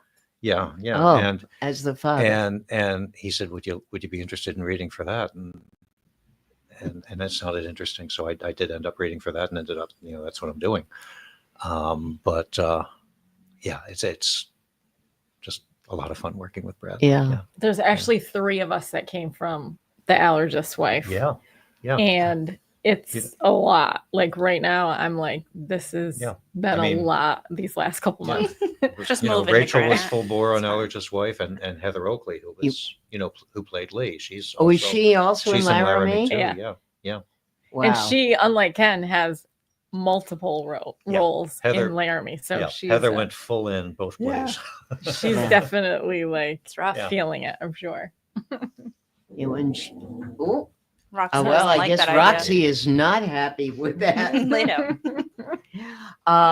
The show opens on May 2nd, Friday, and it plays Friday and Saturday the 3rd at 7:30.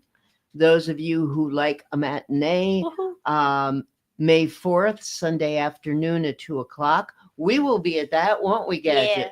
We'll be at that one. I'm an That's early always bird. a great one to go to. Like I said, Yeah. if you want to have dinner afterwards and talk about it. Seriously, go early in the day, ruin the rest of your day. You're gonna have a great time. Oh, wonderful. Here we are. It's funny. I love the Sunday matinee crowds. They have always been good very crowd. good, very Yeah. responsive Yeah. crowds. I think a matinee might be your best bet with this one, though. You need time to process Well, before let you me go to bed. let me give you the other 3 performances. You also have, because matinee doesn't work for everybody. You have May 9th and 10th, Friday and Saturday again at 7:30, and May 11th, Sunday, another 2:00 matinee. I was listening to an interview on the Broadway channel today on Sirius XM, and the actor was saying how much he loves matinees because he said, when I come to work, I can see the audience. It's light out. Yeah. So I can see the people I'm going to be speaking in front of and singing in front of, which I don't get at night because of the lights. And then they all go home before I'm ready to go home. And he said there's a whole different profile to a matinee audience. It's not always just older people or whatever. It's, I mean, I go to both because I go to theaters all around the state. And I know for a while, I would see the matinee audience. I'd look around and think, oh my God, I'm the youngest person in the room, and I don't have a walker. But now I'm seeing it completely differently. Yeah, there's a stereotype that the matinee gets the older after church crowd. Yeah, exactly. My experience, I mean, they can still fall asleep, so it doesn't matter. But no, my experience the last year or so has been that the Sunday afternoon crowd, they're there to have fun. They're there to have a good time. They are. Yeah. And before we go to break, I promised the GAM Theater in Warwick I would make this announcement. I made it last week as well. They're doing a production of Hamlet that's probably the greatest Hamlet I have ever seen. And that's what most of the reviews said. They are absolutely amazing. They were due to close tomorrow. And they added 4 performances that are going to butt up against some of yours, but you can still see both. They are on the 1st, 2nd, and 3rd of May at 7:30. And then on May 4th, they're doing a matinee as well. So if you have not seen it, our review is on YouTube. And I can never remember the name of 321 Media? No. What we call it on 321 Media. It's my review. I should know. And Rona's in the aisle. Not Rona's in the aisle. Whatever. It's something in the aisle. That's awful. On the aisle? On the aisle. On the aisle with Rona Mann. Finally. Okay. Yes. If you want to go and see that review, it'll tell you quite a lot about it, especially the Hamlet, who is such an acrobat and hangs upside down and does tumble salts and everything else. Just an amazing show. As is the Laramie Project. We're going to take a short break. We will be back and we'll talk about that right after this. Experience local excellence with Roof Right Roofing in Charlestown, Rhode Island. With over 40 years of unmatched expertise, Roof Right specializes in architectural shingles and holds the prestigious title of GAF Master Elite Installers. Known for their commitment to the community and support for local initiatives, Roof Right is your trusted partner for all of your home's roofing needs. Call today for a free estimate at 401-212-4140. Hi, this is Dan from Lathrop Insurance. In this challenging insurance environment, Lathrop Insurance can be your beacon in the storm to help you find the coverage you need at the right price. Now, more than ever, you need a partner in the insurance industry that can work with multiple carriers to make sure you have the right coverage at the right price. Lathrop Insurance carries home, auto, and business insurance and can be reached at 401-596-2525. We've been supporting the local community since 1939. And we look forward to working with you. What's going on, everybody? It's Patrick down here at the Wireless Zone at Dunn's Corners at 224 Post Road, and everybody down here is getting the brand new iPhone 16. We have it here in stock. The best part is, right now, if you trade in your old phone, you get it for free. We got deals all weekend, awesome savings. Come on down and see us, 224 Post Road, Dunn's Corners, Verizon Wireless Zone. We'll see you soon. D&V Mechanical specializes in the installation, maintenance, and servicing of Mitsubishi ductless mini-split heat pump systems. We are certified by Mitsubishi as Diamond Elite contractors and factory trained and up to date on the proper procedure of the installation and service of Mitsubishi ductless heating and air conditioning ductless heat pumps. We assist with the paperwork to reduce much of the stress-related documentation required to get the state rebates and federal tax incentives. We are not a jack-of-all-trades, master-of-nothing company. We are masters of ductless heat pumps. It's what we do, and it's what we know.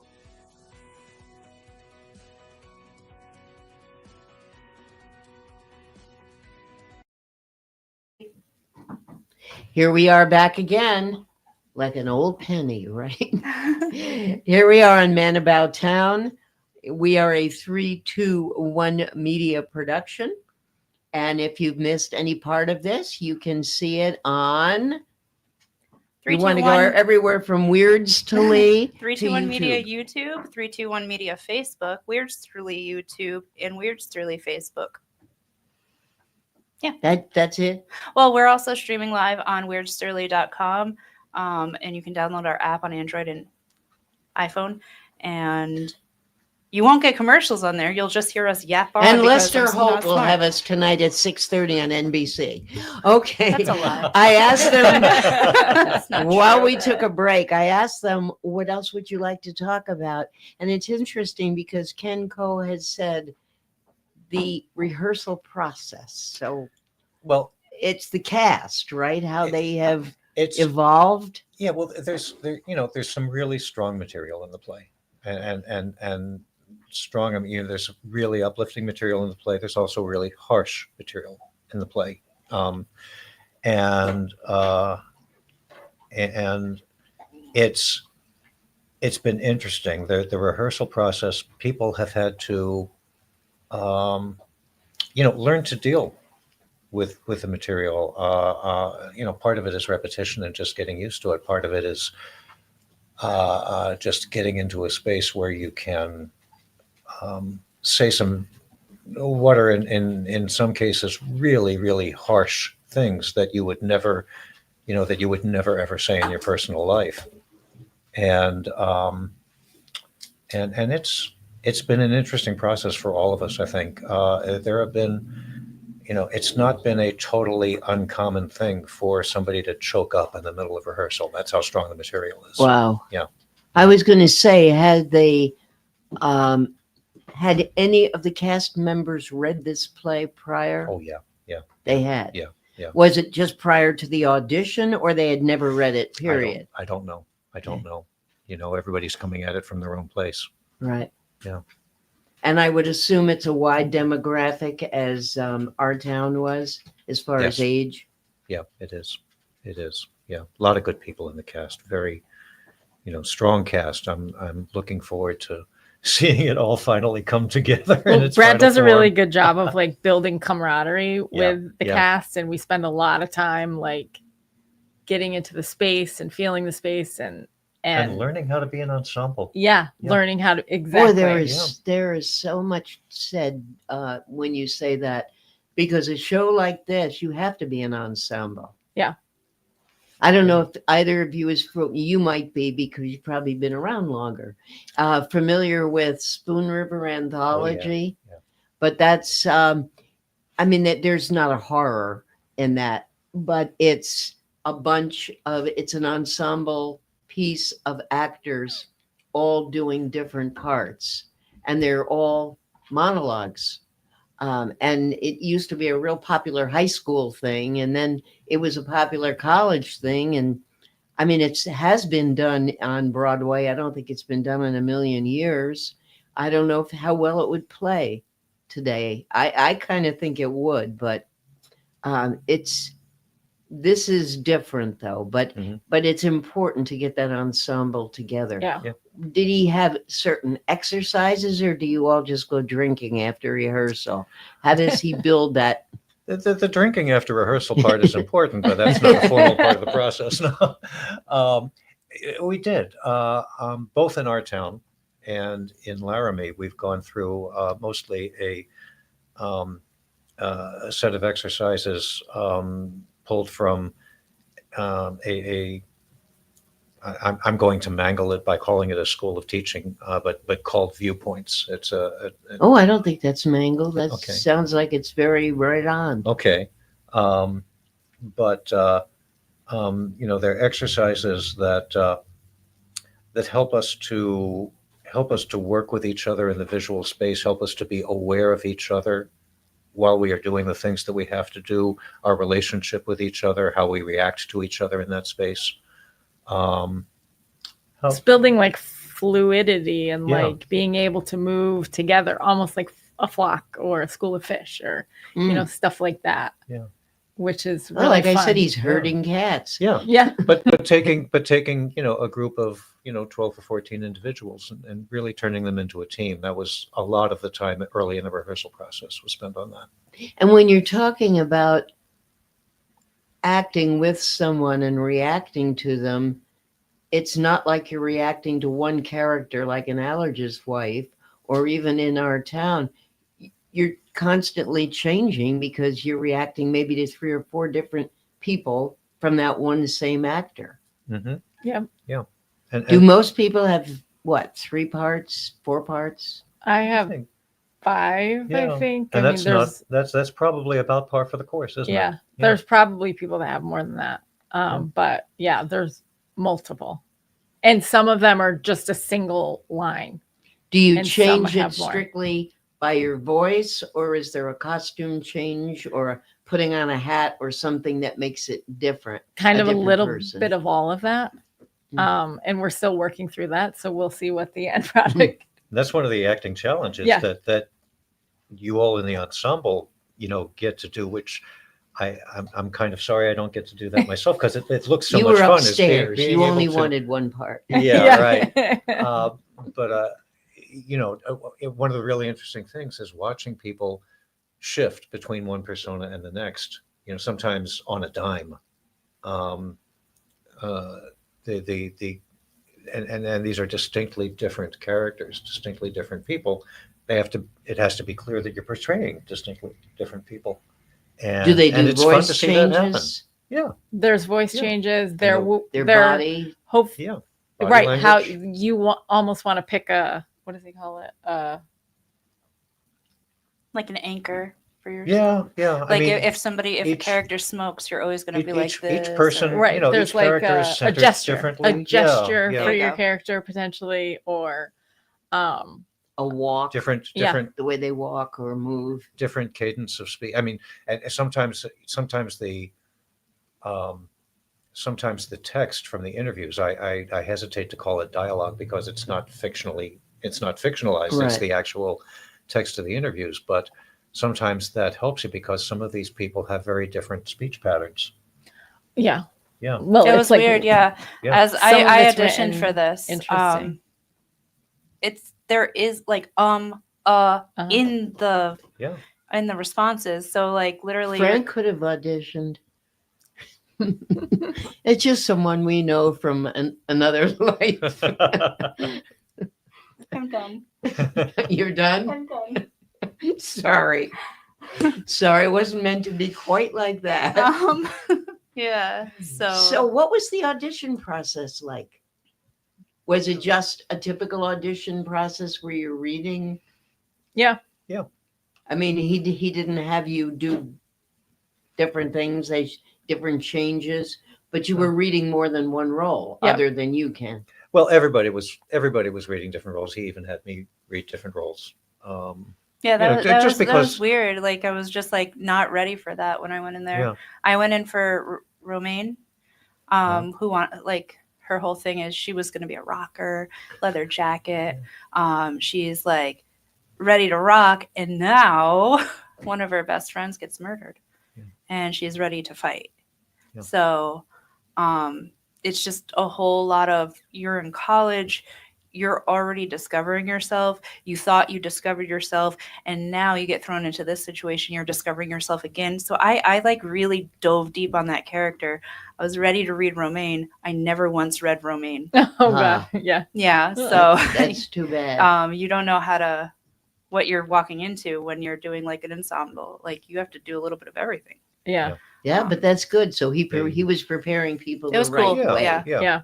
The thing that stood out for me for this audition in particular, and again, it has to do with the actual life nature of it. Brad handed me aside, and he said, "Would you read this?" And he gives you 5 or 10 minutes to look at it and kind of prepare what you're going to do. But he handed me the side, and he just said, "There's some harsh material in here."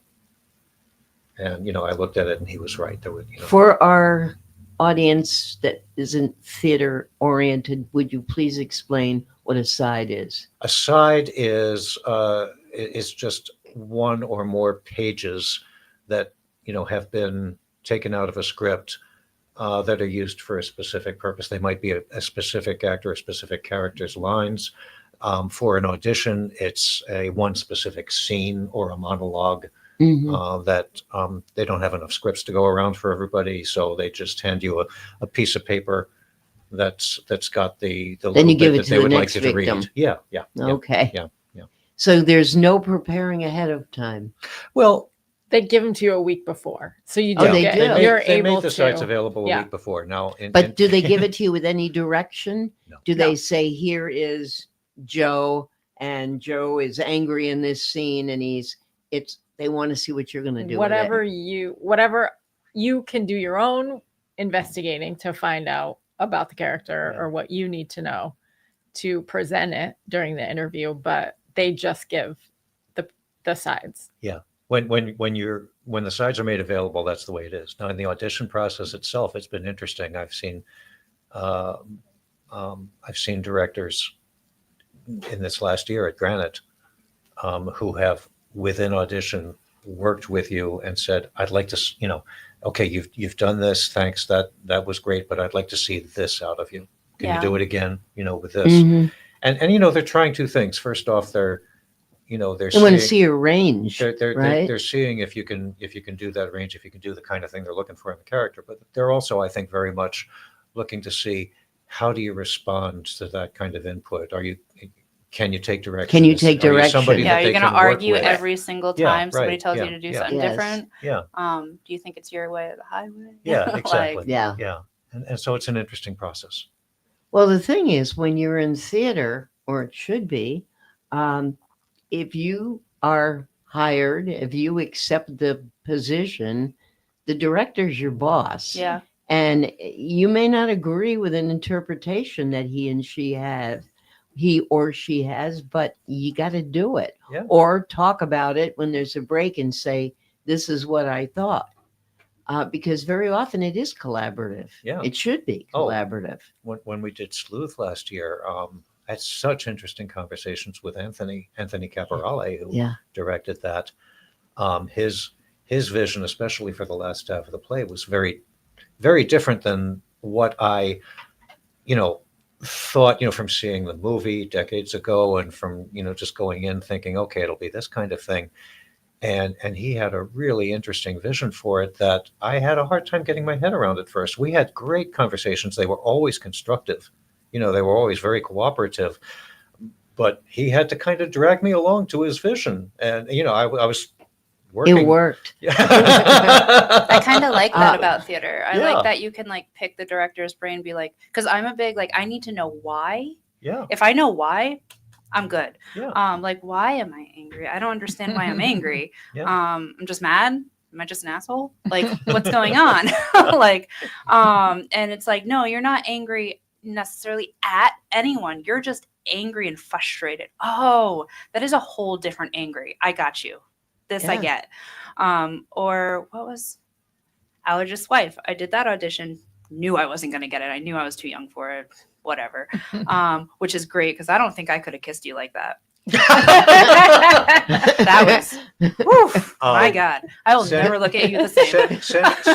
Sandy Laub, who played Marjorie Taub. Right. Sandy's a wonderful actress, and I will always grin thinking of this. She introduced herself to my wife Linda. Awkward. No. I mean, no. I have to preface this. Linda and I met 40 odd years ago doing community theater. Aww. And she has watched me kiss people on stage. I have watched her kiss people on stage. Yep. We're both cool with it. It's fine. It's but Sandy and Linda met actually at the Westies. Really? Yeah. Ah. And Sandy introduced herself to Linda basically by saying, "Thank you for letting me borrow your husband. He's very kissable." Yeah, that is so on character. Yeah, well, I have two things to say about this, but go ahead. But yeah, so I auditioned for The Allergist's Wife, and the relationship between the mother and the daughter was so hard for me to understand because I thought she easy was for me. No, I thought she was angry at her mother, but she's really not. She's very caring about her mother. Yeah. In a panicked, oh my God, don't die, but also I'm a little resentful kind of way. And it was like, I did not get that until it was explained to me. So I did a scene and then they said, okay, but you're not that angry. And I'm like, oh, sorry. So. Okay, Ken, first of all, we don't usually criticize people that are here. Guests, I'll give you a little bit of direction. How's that?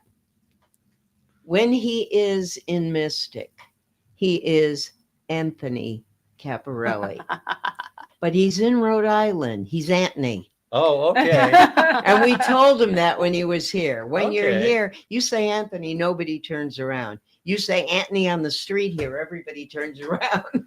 Okay, that's number one. As far as I'm gonna call him Anthony from now on. you can, and he'll know exactly who said it. And as far as kissing people on stage, the very first person I kissed on stage, I married. No, it's not all that. That was my first husband. Oh, no, screw him. I should have just shook his hand. Kissed him on stage and walked away. Yeah, exactly. Left him there. And we were on tour, so that was a lot of kissing for a lot of nights. Oh, that had to be hard. If you're mad at him? Like, and you still have to kiss him in that scene? Be like, Nah. No, I would eat a lot of like onions and stuff. We were pickled halibut. Then. Pickled It was halibut all the that way. kissing got us to getting there. Oh. Anyway, the guy, if he's listening from Ellensburg, he's probably the only one who understands. Leave us do a commercial for this. We've been talking about the Laramie Project. If you are interested, and you should be, you can call the box office at 596-2341. You can also visit the website, which is probably the best because you can actually choose your seat on the website. So go to Granite Theater, and that's theaterre.org. And if you don't have a computer and you don't have a phone, you can go to the box office. Well, then how are they watching us? Pardon me? I'm sorry. Yes. How are they watching us then? How are they? That's right. Yeah. That's why we have you here. Before we get back to final words, I do have to mention this because it is a small world. Cameras over here, right? Yep. Most of you probably have heard of Tom Brokaw when he was on NBC for a million years. And he is actually the one that coined the phrase, the greatest generation, that was given to the ones that were ahead of me. I'm a baby boomer. I kind of figure you are too. You're one of those new ones. Anyway.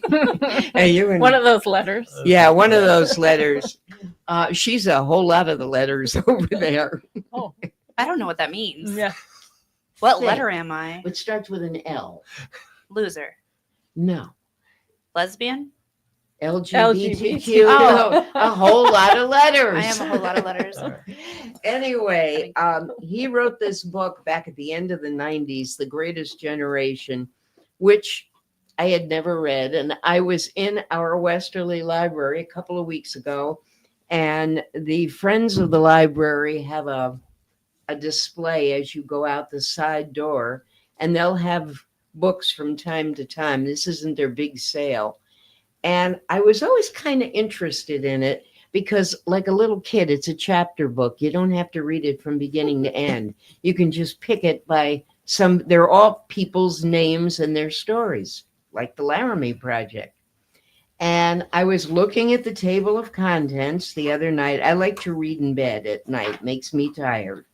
So I was in bed about to read, and I get to page 37, and I see the name Wesley Coe. And then I read in the table of contents that he's from Falmouth, Massachusetts. I'm saying Coe, K-O. Ken Coe is going to be on the show on Wednesday. Nah, can't be. How many Coes do you know? Coe's actually a reasonably common Asian name, but Is you it? did nail this one. That's my uncle. Yeah, That's wild. yeah. His picture's here. And there's a picture of him the page before when he's in this, when he was in the service. But this picture, he's holding a grandchild. And Ken said to me right before we went on the air, I was there when that picture was Oh, that's taken. awesome. Is he still with us? Is he? No, Oh, that's no. Uncle Les died about 10 or about 15 years ago. Wow. Yeah, he's buried in the Veterans Cemetery In in Cape Exeter? Cod. Oh, in Cape Cod. Yeah, just at the mouth of Cape Cod. I forget which town. Wow. Yeah. Did he talk much about, because a lot of these guys just came home, took off the uniform, put on civilian clothes, went to work, and didn't want to talk. I mean, he was involved in D-Day, so he saw stuff. He was in the 82nd Airborne and went in on a glider. Yeah, he was one of the troops who went in on a glider the day after D-Day. That was a very dangerous exercise in itself. And, they were going, in fairly deep.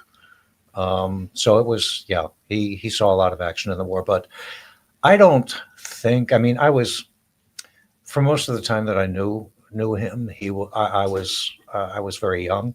Then I lived from my early 20s, I lived down in Florida, and he was up in the New York and then the Boston area, then the Cape Cod area. So we didn't see each other very much at all. So I can't really tell you. I don't really think he talked a lot about it. I think he was prompted to talk a little bit more about it after this book came out. Right. Because people were very curious. Well, the whole thing about, and there's a wonderful opening that Brokaw wrote. The whole thing about it is they never questioned. They just said, oh, there's a war, we have to go. Yeah. We have to do our part. Yeah. The people that were left home were in factories or doing whatever needed to be done. But there was no complaining. There was no whining about it. There was no entitlement. You just went. You just did it because you were doing it for your country. So, but this once again proves what a small world Westerly is, and what a small world theater is too, because you always wind up working.